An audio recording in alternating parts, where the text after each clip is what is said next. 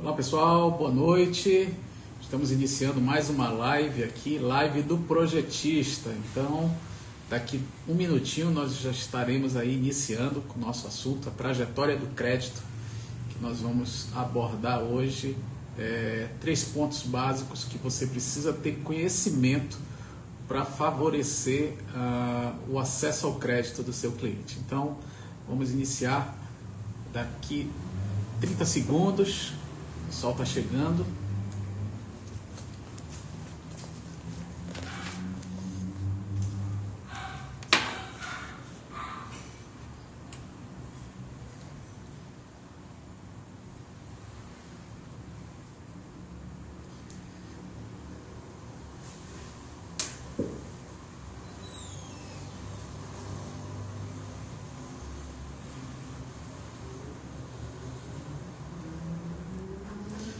Pessoal, vamos lá, boa noite, eu sou Marcos Evangelista, aqui é a nossa live toda segunda-feira e quinta falando aí sobre a questão de projetos. Então, se você quer trabalhar com projetos, você está aqui no lugar certo. E o nosso tema de hoje é a trajetória do acesso ao crédito. Então, vamos começar? Sejam todos muito bem-vindos. O que acontece, pessoal?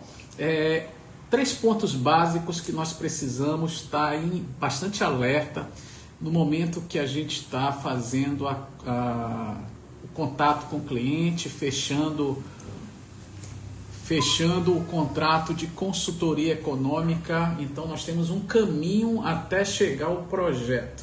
Então o nosso bate-papo de hoje é justamente abordar esse assunto e eu gostaria que você tivesse aí uma caneta na mão para você anotar o que eu vou te falar na nossa live de hoje.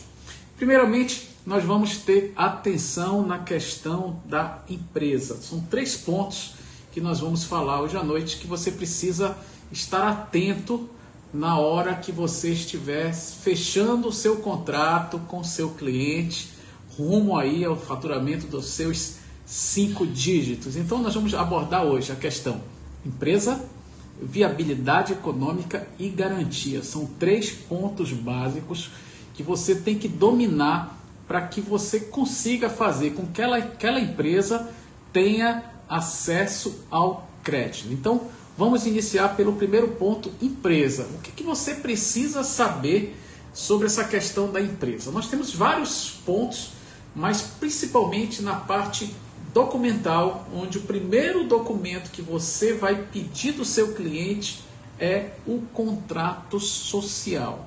Por que o contrato social? No contrato social, você vai conseguir ver alguns pontos importantes que você precisa estar atento para saber se aquela demanda do seu cliente pode dar certo ou não. A primeira coisa que você vai ver no contrato social, anota aí, é o valor do capital social registrado. Então vamos imaginar que você esteja aí fechando um negócio com uma empresa, você pede o contrato social e você vai olhar que o capital social da empresa está registrado em R$100 mil. O que acontece? Se nós temos 100 mil de contrato social, qual que é a regra bancária aí? O seu cliente ele pode ter acesso a 3 vezes o capital social da empresa, ou seja, aquele cliente ele pode fazer uma demanda de até R$300 mil. Então vamos lá, o cliente tem R$100 mil de capital social, quanto é que a gente pode pleitear? R$300 mil, ou seja, 3 vezes o capital social registrado. Então se esse cliente está te pedindo aí um projeto de R$500 mil, obviamente você como consultor preparado, você já alerta, olha, de acordo com o seu capital social, nós só podemos ter um pleito de no máximo R$300 mil. Caso você queira ampliar esse pedido, chegar a 500, nós vamos precisar de uma alteração contratual. Aí nós já temos aí o link para o seu cliente fazer com o contador, que é justamente esse ajuste no contrato social. Então, não sei se você já anotou, então, primeira observação na questão documental da empresa é o valor do capital social. Vamos olhando agora o contrato, você vai deparar com os sócios. Então vamos imaginar que essa empresa que nós estamos conversando hoje tem 2 sócios. Então cada sócio tem lá 50 mil reais de cota, cada um, totalizando os 100 mil reais. Então o que você precisa saber nesse quesito sócio? Primeiro, se eles são solteiros ou se eles são casados. Se ele for casado, qual é o tipo de casamento dele? Ele é consensual ou ele é separação total?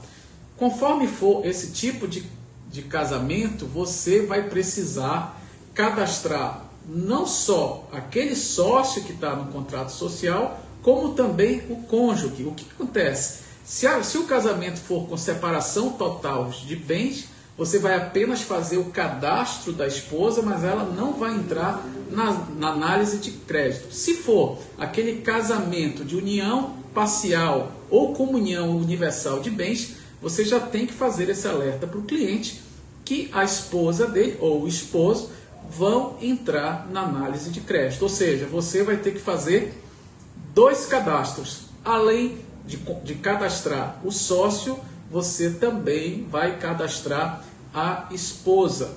Vamos para o segundo sócio, a mesma situação. Se ele está solteiro, então somente vai ser feito um cadastro do próprio sócio. Se ele for casado, de acordo com essa regra, você também vai ter que cadastrar a esposa. Ou seja, nessa empresa com 2 sócios, nós estamos falando possivelmente de 4 cadastros. São 4 cadastros, são 4 CPFs que vão entrar na análise de crédito, mais o CNPJ da empresa. Então nós temos aqui 5 análises. Se um desses entes tiver com problema de Serasa ou Cadin, você já sabe que aquele seu pleito não vai conseguir andar até ser resolvido o problema.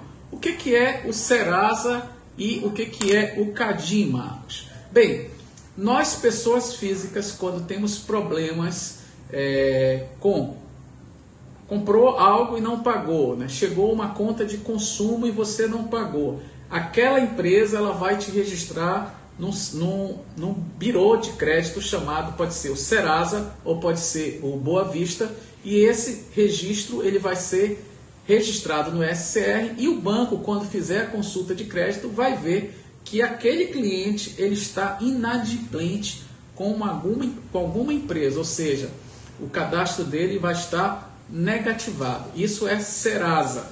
O que é o Cadin? O Cadin já é uma outra coisa totalmente diferente, que é quando se deve a algum imposto, seja o imposto municipal, estadual ou federal. O que acontece? No momento que você deixa de pagar um imposto, o órgão, em vez de registrar no Serasa, ele vai registrar no Cadin, Cadastro de Inadimplentes.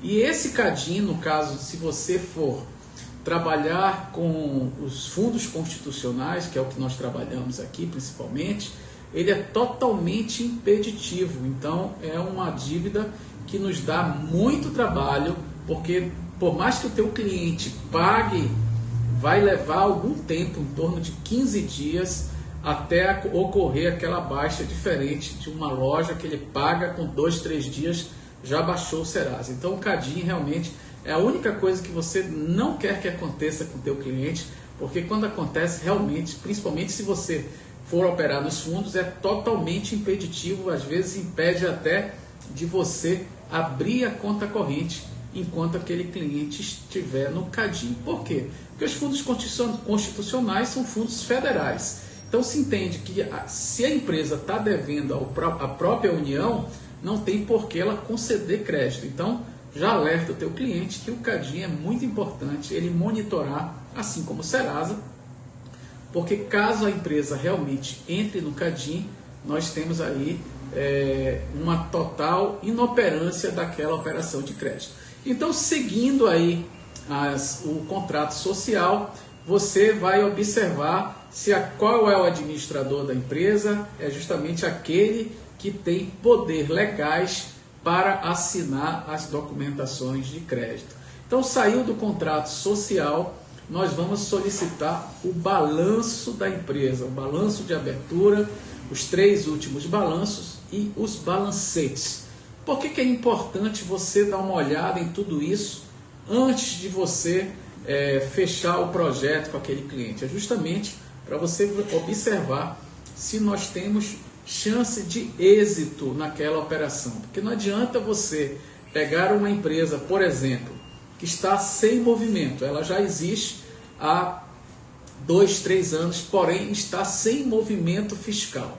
O que acontece? É muito comum, né, quando você começar a distribuir seus cartões na sua cidade, chover de clientes atrás de você.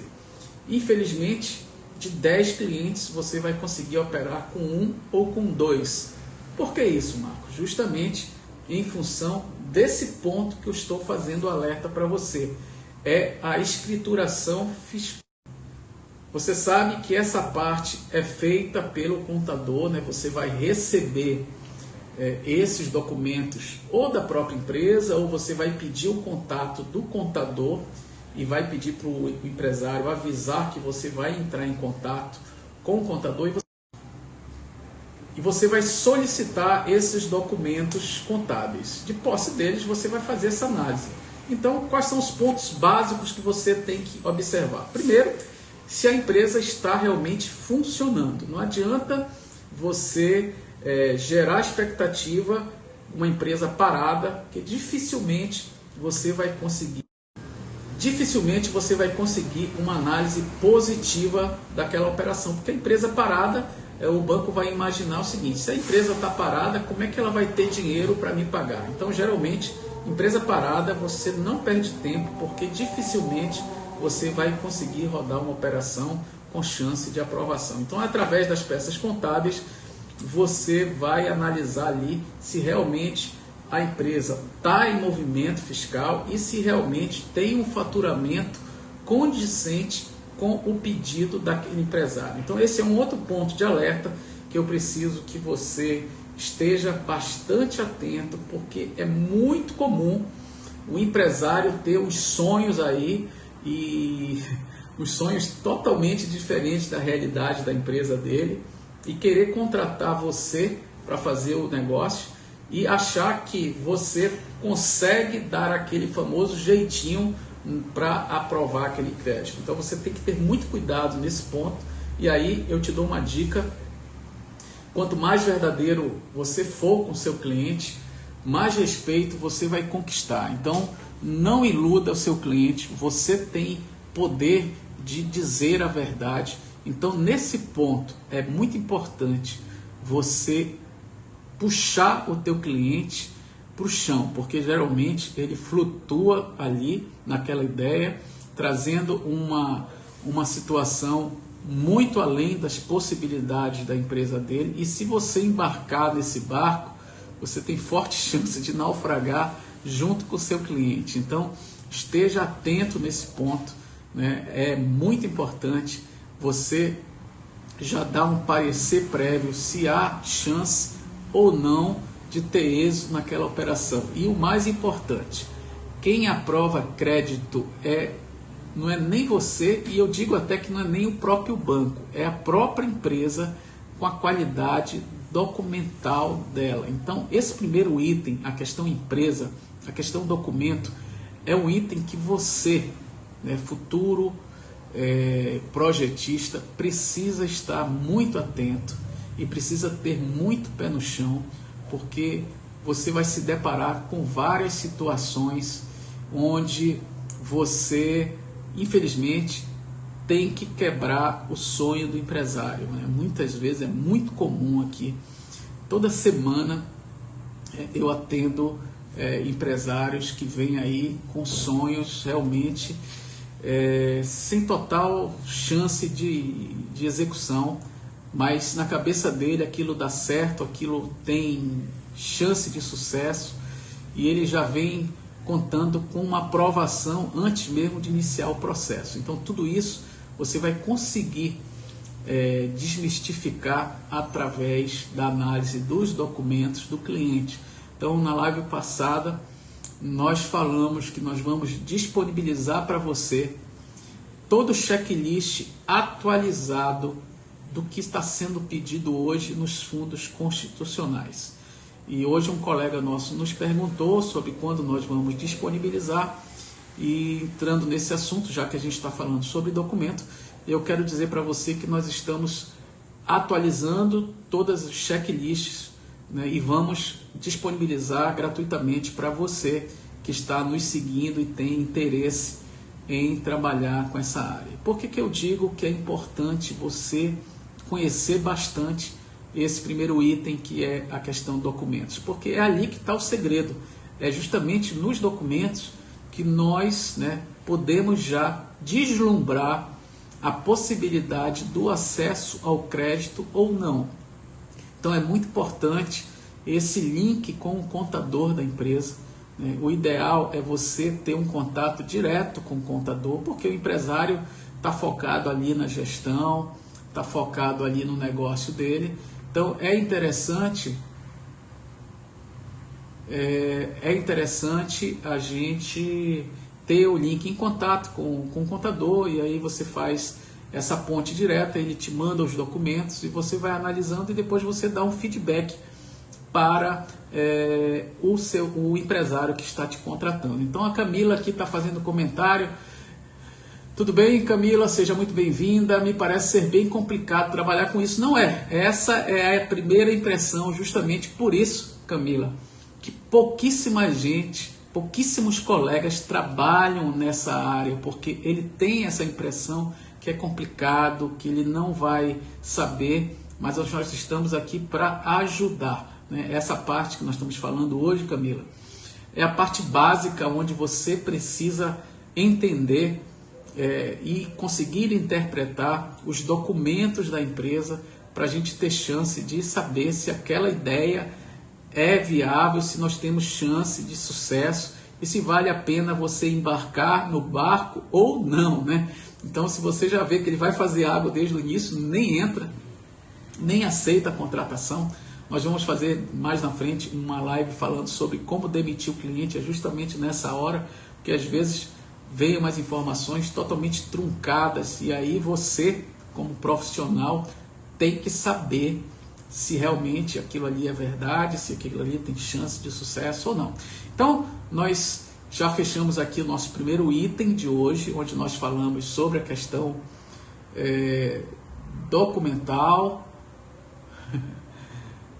Olha aqui a Camila falando sobre balanço e balancete. Nós estamos fechando aqui o primeiro ponto da nossa live de hoje, que é a questão documental. Então, falamos sobre o contrato social, onde você vai ver lá o capital social registrado. Você já sabe que o teto da operação é vezes 3. Então, no exemplo que nós temos, contrato social 100 mil, você já sabe que a sua operação máxima ali é até 300 mil. Se o cliente quiser alguma coisa a mais, ele tem que fazer alteração contratual, e aí não é conosco, é com o contador da empresa, onde ele vai ter que fazer a alteração contratual. Geralmente, se a empresa já tiver 4, 5 anos, nós precisamos dos 3 últimos balanços e o balancete. Por que balancete? Porque o balancete vai mostrar para o banco como é que está o desempenho naquele ano. Por exemplo, vamos imaginar que você esteja sendo contratado para uma empresa que foi aberta em 2010, nós estamos hoje no ano de 2020. Nós vamos pegar o balanço de 2019, 2018 e 2017 e o balancete até novembro de 2020, ou seja, no máximo 60 dias. Ah, Marcos, pode ser outubro? Nós só faltam 15 dias para terminar, 15 dias não, 9 dias para terminar o mês de dezembro. Então, virou o mês, já vai precisar pedir um outro balancete. Então, a gente dá a dica aqui de você já solicitar o balancete de novembro. Então, você tem que aguardar o contador fechar. E isso aqui é importante, você já deixar bem alinhado com o contador que a empresa está entrando num processo de análise de crédito e que vai precisar dos balancetes atualizados. Porque tem contador, né, às vezes por pedido do próprio empresário, que só faz o balancete a cada 6 meses. Então, importante, dica importante, se você quiser anotar aí, fazer o link com o contador da empresa, informando que a empresa está entrando num processo de análise de crédito e a cada 2 meses nós vamos estar precisando atualizar o balancete do mês anterior. Deu para entender? Então é importante esse link. Então, com isso, nós fechamos aí o primeiro item sobre a questão documental, ok? Contrato social, balanços e balancete. Qual é o segundo item que pode nos possibilitar o acesso ao crédito daquela empresa? É a questão da viabilidade econômica. Nós vamos ter que provar para o banco, para o analista do banco, que aquele negócio, aquele sonho daquele empresário é viável. E como é que nós vamos provar isso? Além das projeções, né, dos valores das receitas projetadas que você vai aprender no momento da elaboração do projeto, nós vamos também provar através de um estudo de mercado que aquela ideia tem viabilidade. Traduzindo para você, você vai provar em números que o mercado que aquela empresa quer atuar, ela tem chance de X% absorver aquela demanda, aquela procura por aquele produto. E que a oferta dela, daquele produto ou daquele serviço, tem uma clientela com uma demanda reprimida, ou seja, você vai fazer uma análise da concorrência sobre aquele nicho específico. Por exemplo, nós estamos aqui em Manaus, nós temos aí algumas facilidades para você defender um projeto de embarcação. Por que nós temos uma certa facilidade para você provar uma viabilidade de uma embarcação? Porque aqui os nossos municípios são interligados não por estrada, mas sim por rios, ou seja, sempre vai ter uma demanda por embarcações. Cada região tem sua característica, né? Aqui nós temos essa característica, pois é muito fácil você provar uma viabilidade de uma embarcação e você onde vai demonstrar qual município que ela vai atuar, qual é aquela população que vai ser beneficiada com aquela balsa ou com aquele ferry boat ou aquele transporte de carga e passageiros, e cada região tem aí as suas características. Você que está nos vendo tem aí as características da sua cidade, onde você vai saber quais são as atividades que você vai conseguir ter mais facilidade de você defender a viabilidade econômica. Em algum momento é necessário, o Joab está perguntando, em algum momento é necessário defender pessoalmente essa viabilidade? Não. Você não vai precisar fazer defesa pessoal, você não vai precisar fazer argumento nenhum. O que você vai precisar, Joab, é no início do processo, você ter um alinhamento entre empresa e gerência para você ter aí aquela carta de apoio do banco. Você só vai iniciar um projeto no momento que você tiver a carta do banco informando qual é o percentual de participação do banco. Já antecipando esse assunto, para não deixar você muito curioso, o banco ele financia de 70% a 90,2%. Dificilmente hoje você vai conseguir um apoio do banco de 100% da operação. Então, dependendo do porte da empresa, dependendo do nível de relacionamento daquela empresa com o agente financeiro, esse percentual ele vai ter essa variância entre 70% e 90,2%, 90,5% foi o máximo que a gente já conseguiu aqui na Êxitos Consultoria, que foi a participação de 90,5% do valor financiado. Ou seja, essa diferença para chegar nos 100, a gente chama de contrapartida do cliente, ou seja, é a parte que o cliente vai completar com o dinheiro, com recurso próprio, aquela operação. Por exemplo, tivemos agora uma operação com frigorífico, vou dar um exemplo de valor, só para a gente deixar bem claro isso. A participação do banco era 90% e o cliente 10%. Então nós tivemos aí a construção do galpão com as câmeras frigoríficas no valor de R$1 milhão. Aprovado, o banco vai entrar com R$900 mil e o cliente de vocês vai entrar com R$100 mil de contrapartida. Porém, esse valor de R$100.000 ele tem que estar em conta corrente, de preferência, se a operação for feita através de um fundo constitucional, se for o Banco da Amazônia, né, na sua cidade, ou o Banco do Nordeste, ou o Banco do Brasil, que é o FCO, esse dinheiro de preferência que esteja dentro da própria agência que você está fazendo a operação.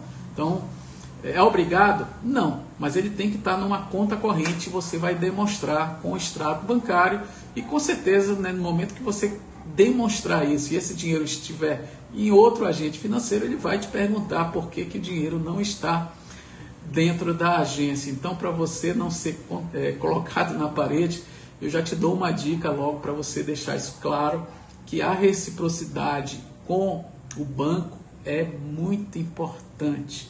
E nós não estamos falando aqui de venda casada, tá? Nós estamos falando de trajetória para o crédito. Então, esse item, na questão de participação do banco, vários fatores vão ser levados em consideração. E um deles é a reciprocidade. Se aquele teu cliente ele tem produto do banco, se ele tem seguro de vida dos funcionários com o banco, se ele tem alguma capitalização. Então, tudo isso, você que é consultor, que vai entrar nesse segmento, já fica antenado que isso são pontos que vai favorecer a análise e aprovação do seu projeto. Então é importante você já deixar sempre claro que a reciprocidade do seu cliente com o banco é muito importante. E essa reciprocidade é feita de várias formas. Tendo produto bancário, capitalização, tendo seguro de vida e principalmente movimentando a conta corrente, né? Infelizmente, tem alguns clientes que utilizam os fundos constitucionais só para pegar dinheiro e não movimenta a sua conta. Isso aí não é bom. A gente pode até conseguir aprovar a primeira operação, mas na segunda o banco já vai ficar ali com o pé atrás. Então é importante você deixar claro que a reciprocidade é muito importante para a gente ter sucesso, né? Então eu estou falando aqui de projetista para futuros projetistas, né? Que essa reciprocidade você tem que falar para o teu cliente, no pé do ouvido dele, que é muito importante. Legal? Então, voltando aqui ao nosso assunto, a questão da viabilidade econômica, você vai fazer o estudo de mercado. Esse estudo de mercado ele vai estar junto com o teu projeto e é através desse estudo de mercado que você vai provar para o banco, né, através dos números, através das projeções, através da análise da concorrência, análise da demanda, que você vai provar para o banco que aquela ideia é boa, que ele pode fazer o investimento do dinheiro naquela operação, que com certeza a operação vai ser suficiente para o empresário remunerar o banco de volta, se remunerar e ainda sobrar lucro para ele ter aí um crescimento empresarial. Isso é muito importante, gente. É muito importante você conseguir demonstrar isso no seu projeto, porque vamos trocar de lado, né? Se aquele negócio for ruim, você colocaria seu dinheiro? Com certeza não. Então a gente está com essa função de provar para o banco que aquele ali é um negócio seguro, é um negócio viável e é um negócio lucrativo. Então, o segundo ponto, viabilidade econômica, é justamente isso. E só para esclarecer, Joab, a única defesa que você vai ter que fazer é justamente nesse link inicial, onde você vai colocar o teu cliente em contato com o gerente. Eu já fiz uma história sobre a visita gerencial. Essa visita gerencial ela vai confirmar tudo aquilo que você já preparou dentro da agência. Geralmente eu falo para o cliente, olha, eu tenho um cliente que quer fazer um atacarejo e ele precisa de um projeto de investimento de 10 milhões, um exemplo. Tá? Então esse cliente ele já é do ramo há tantos anos, ele já tem 2 filiais, ele quer montar mais uma unidade no bairro tal, ou seja, eu vou criando aí um panorama para o banco entender o que vai ser o negócio, como é que é o negócio, qual é a atualidade do cliente, como é que ele funciona dentro do mercado hoje e o que ele quer para o futuro. E visita gerencial, vai haver um confronto do que você falou dentro da agência com o que ele vai ouvir do seu cliente. Então é importante também você ter esse alinhamento, porque às vezes isso é comum acontecer, principalmente quando a gente está iniciando a nossa profissão. Às vezes o cliente fala uma coisa, você fala na agência, quando o banco vai visitar o teu cliente, ele já fala outra coisa totalmente diferente. E aí você fica com aquela cara de paisagem ali. Então é importante a gente ter esse alinhamento, né, com o cliente e banco, para você não passar vergonha e para você não criar ali uma situação que pode aí confundir a cabeça do gerente, e de repente ele pode achar que aquilo ali não pode ser um bom negócio e negar uma operação negar a operação para aquele teu cliente, e aí tu vai ficar numa situação complicada. Então é importante você fazer esse alinhamento com o teu cliente, entender realmente qual é o negócio dele, saber se tem viabilidade através de documentos, para você, antes de levar esse cliente na agência ou levar o teu gerente para fazer uma visita. É importante esse alinhamento. Vocês que já têm noção do como é que vai funcionar a operação, observar se o cliente já é do ramo, se ele tem algum conhecimento. Vou dar um exemplo para você. De repente você tem um cliente querendo fabricar, por exemplo, uma fábrica de queijo. Eu quero entrar no ramo de queijo, eu quero fabricar queijo. E aí você vai pedir o histórico, você vai conversar com o seu cliente, você vai perceber que ele não conhece nada de queijo, né? Como é que você vai defender aí uma viabilidade se ele não vai ter gestão? Então tudo isso você tem que pensar. Olha, o cliente não é do ramo, mas ele tem uma equipe técnica capacitada.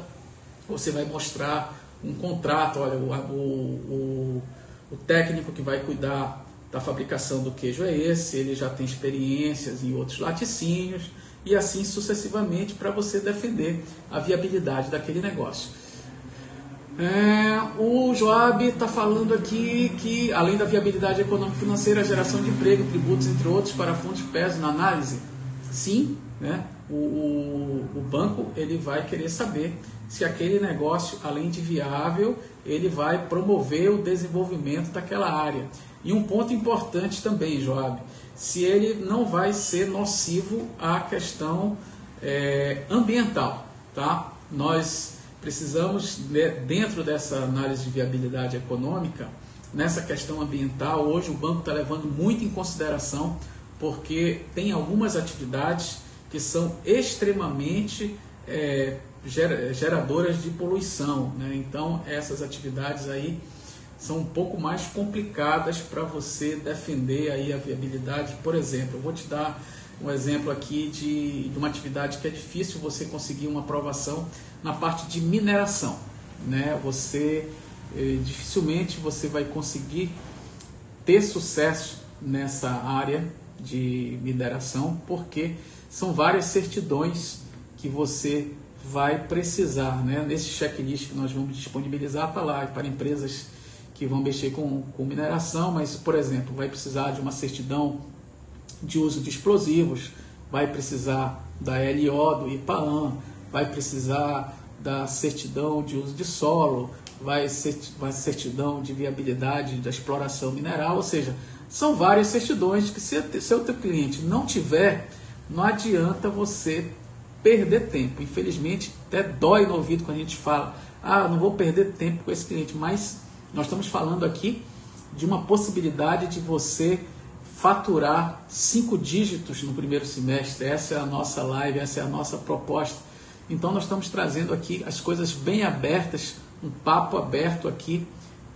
Nós temos 20 anos de experiência, então a gente já viu muita coisa. Sabemos tudo? Não, mas a gente sabe já muita coisa, e nós estamos aqui fazendo as lives, e vocês podem fazer as perguntas que nós vamos estar respondendo uma a uma. Quando for uma pergunta que precisa ter uma live específica para isso, nós vamos formatar essa live, tá bom? Então, fechamos aqui o nosso segundo ponto. Nós falamos do primeiro ponto da questão da empresa, falamos agora a questão da viabilidade, ok?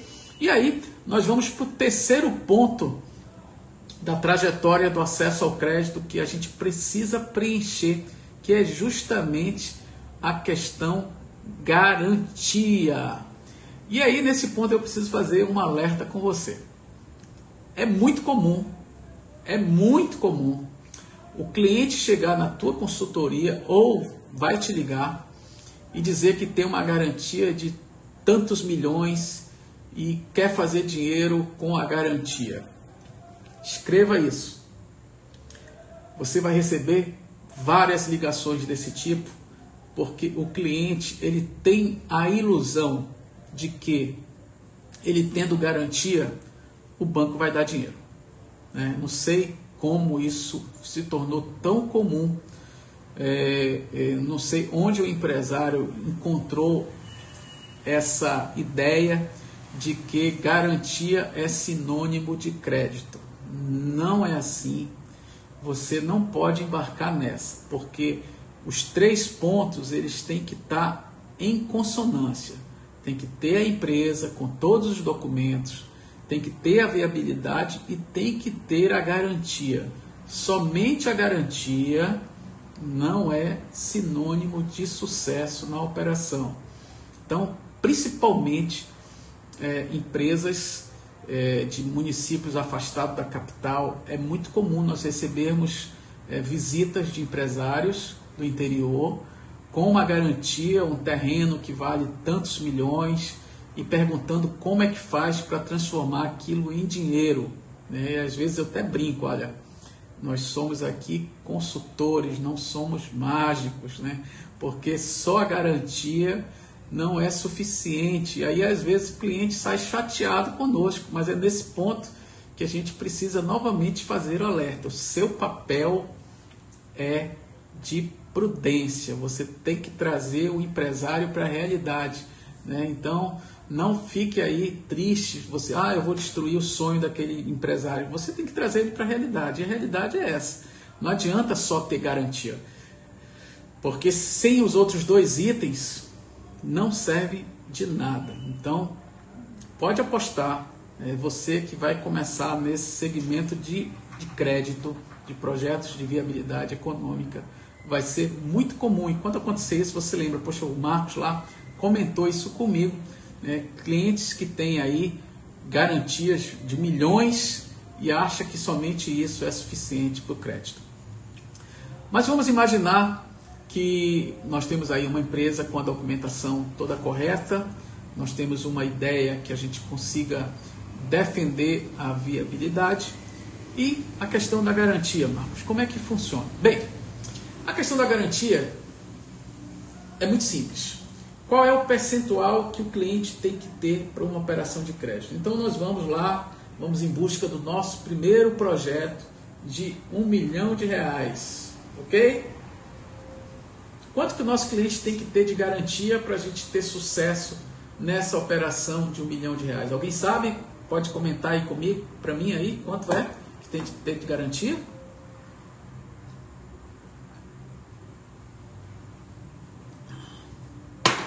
Se for uma operação com os fundos constitucionais, o seu cliente ele tem que ter uma garantia de 130%, ok?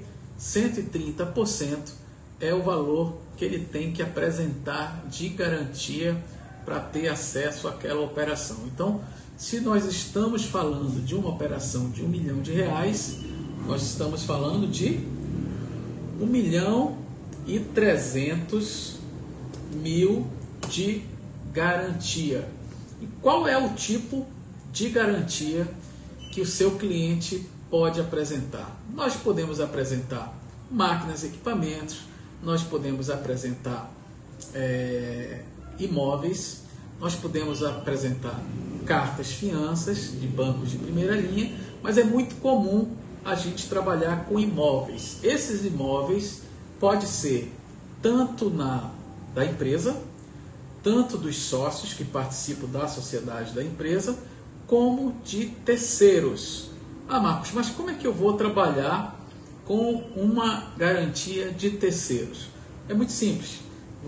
você vai cadastrar aquele proprietário daquela garantia como interveniente, hipotecante, e você vai apresentar aquela garantia para lastrear aquela operação de crédito. E qual é o documento que tem que estar acompanhado dessa garantia? Primeiro, uma avaliação feita por um técnico, por um engenheiro credenciado no Fundo Constitucional. No caso aqui, se você for operar com FNO, você vai ter que fazer com um engenheiro credenciado junto ao Banco da Amazônia, onde ele vai fazer uma avaliação e aquela avaliação vai dizer qual é o valor que aquele imóvel vale. Então vamos imaginar que esse imóvel de 1.300.000, ele teve ali uma avaliação que comprove esse valor. O que vai acontecer? Nós vamos fechar aí os 3 pontos básicos, que é empresa, com toda a documentação contábil atualizada, os 3 últimos balanços e balancete. Nós vamos ter a viabilidade econômica, que nós vamos defender através de um estudo de mercado, e aí nós vamos fechar o 3º ponto, que é garantia de 130%, que pode ser própria ou de terceiros. Então, com esses 3 pontos, eu tenho certeza da aprovação? Não.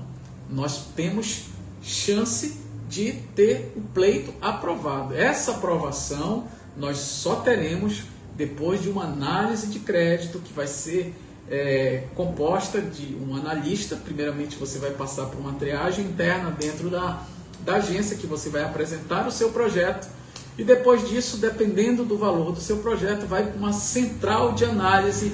Por exemplo, se você está me vendo aqui de Manaus, do Amazonas, nós vamos apresentar o projeto na agência. Essa agência vai direcionar esse projeto para Rondônia, se o seu valor do seu projeto for até 7,5 milhões. Se for acima disso, o teu projeto vai para Belém. Então, por que a gente precisa ter atenção nesses 3 pontos que nós falamos na noite de hoje? Primeiro, porque eles são básicos e necessários para ter sucesso na análise. E segundo, por que a gente tem que fazer isso com esmero, com a máxima atenção? Porque de repente o teu cliente, ele é conhecido na sua cidade, até conhecido pelo gerente que vai receber o projeto, mas quem vai analisar possivelmente nunca ouviu falar do seu cliente. Toda a impressão que ele vai ter sobre a empresa vai ser através do seu projeto. Então, é muito importante você estar atento a esses 3 pontos básicos, porque o analista não conhece o seu cliente, vai conhecer através do seu projeto técnico de viabilidade. E se o projeto técnico não atender esses 3 quesitos, de cara ele vai ser logo reprovado, ele vai ser devolvido para você fazer aí os ajustes necessários. Então, para você não ter aí essa perda de tempo na análise de crédito, nós queremos deixar claro para você esses 3 pontos.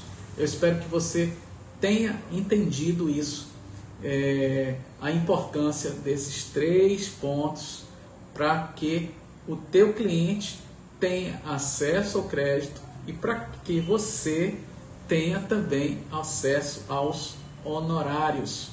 E no nosso próximo vídeo, nós vamos, na nossa próxima live do projetista, nós vamos falar sobre essa questão de honorários, como cobrar do seu cliente. Me mandaram várias perguntas, perguntando como é que eu vou cobrar do meu cliente, quanto que eu vou ganhar. Então, nós vamos fazer aí uma live específica sobre isso, sobre a remuneração do projetista. Esse vai ser o nosso próximo tema e eu já te convido para você estar antenado aqui no nosso Instagram, nas nossas stories, Essa semana, como nós estamos na semana de Natal, nós vamos antecipar. As nossas lives são segundas e quintas-feiras. Como nós vamos ter aí o Natal essa semana, nós vamos antecipar para quarta-feira. Olha só aí a Camila já perguntando sobre os honorários. Então, sobre os honorários são recebidos apenas se o projeto for aceito. Nós vamos detalhar isso, Camila, na quarta-feira, porque tem vários detalhes de como você deve cobrar, como você não deve cobrar, sobre a questão da inadimplência. Infelizmente, existe sim inadimplência. E se o projeto não for aprovado, como é que fica? Nós vamos falar sobre todos esses temas na quarta-feira, que nós vamos detalhar tudo isso para você. Então eu gostaria de agradecer você que ficou comigo até agora e te convido a você